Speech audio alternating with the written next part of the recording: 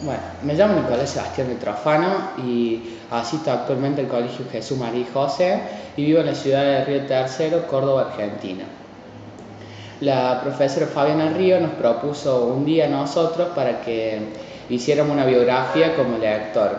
Y yo ahí fue cuando me puse a pensar primero qué título le podía poner a eso, porque la biografía que habíamos hecho, para a mí, mis lecturas, mis cuentos que yo leía cuando era muy chiquito era algo muy emotivo. Entonces yo lo quise titular Lágrima de literatura, de Nicolás Metrofano. Bueno, y ahí en ese momento empecé a pensar cómo había sido saber la primera vez que había leído un libro o que me habían contado. Entonces, después de tantos años, me pongo a pensar en aquella primera historia que llega a mis oídos, y ahí me di cuenta que las historias, los cuentos te hacen abrir una imaginación sin límite de barreras. Y esa historia que fue contada por primera vez y escuchada por mis oídos fue contada por palabras sabias como son las de mi abuelo paterno. Me acuerdo de aquel día cuando estábamos en la casa de mi abuelo Juan y Pablo, donde estaba tomando la merienda bajo un frondoso paraíso que estaba lleno de hojas verdes, y a veces esas hojas verdes formaban en el suelo distintos dibujos.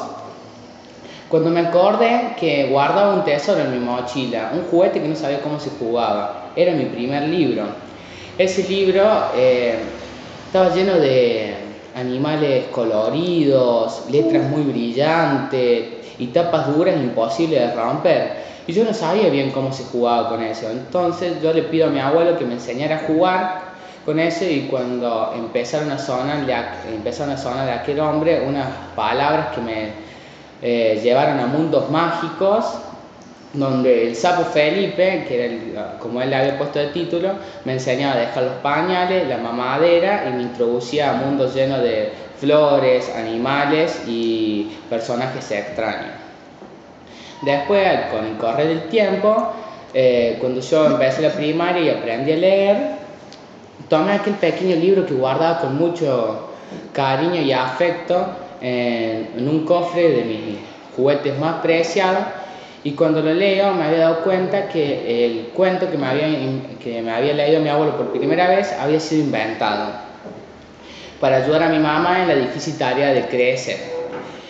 Yo cuando empiezo a leer el cuento, ese primer cuento que tenía, me doy cuenta que se llamaba Las aventuras de Fefe y Nico, y trataba de dos chicos que hacían muchas travesuras. Y ahí yo me puse a pensar que la imaginación de mis abuelos iba más allá de su experiencia de vida. Bueno, y al correr el tiempo empecé a leer los cuentos tradicionales, algunos en la escuela, como El gato con bota, El flautista Hamelin, El traje nuevo del emperador. Otro me los leía en aquellas noches que mi mamá tenía un tiempito y me leía otros cuentos como El gato con bota también, El traje nuevo del emperador, Los tres chanchitos, La caperucita roja. Y otro, cuando yo tenía un poco de tiempo, me hacía un lugarcito siempre en la noche y me ponía a leer esos cuentos tradicionales que eran los que más me gustaba, como El soldadito de Promo, Los músicos de Bremen, y etcétera, porque esa historia eran historias sencillas y me hacían viajar a un mundo mágico donde yo lo podía entender.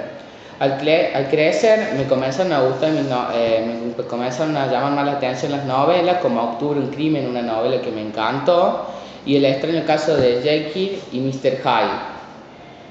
Hyde, donde el terror, el suspenso y el misterio te colmaban esas noches de frío y te daban mala emoción para seguir leyendo.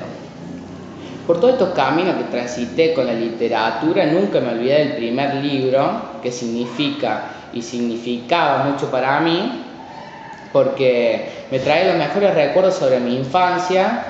Y ahora acordarme de eso, también me acuerdo que ese libro había sido regalado por uno de mis abuelos, que ya hoy no lo tengo.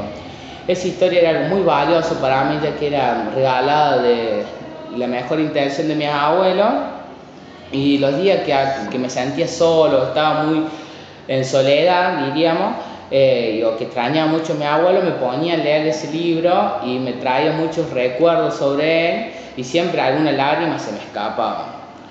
Y de ese momento yo los tomo a los libros como una compañía para aquellas noches de angustia, de tristeza, de que no sé qué hacer, donde necesito volar un poco más allá de este mundo y entrar a un mundo mágico donde los personajes extraños, sencillos, terroríficos y simpáticos me dejan ir por estos senderos de la literatura. Bueno, esto es un poco sobre mi biografía como lector y ojalá que les guste.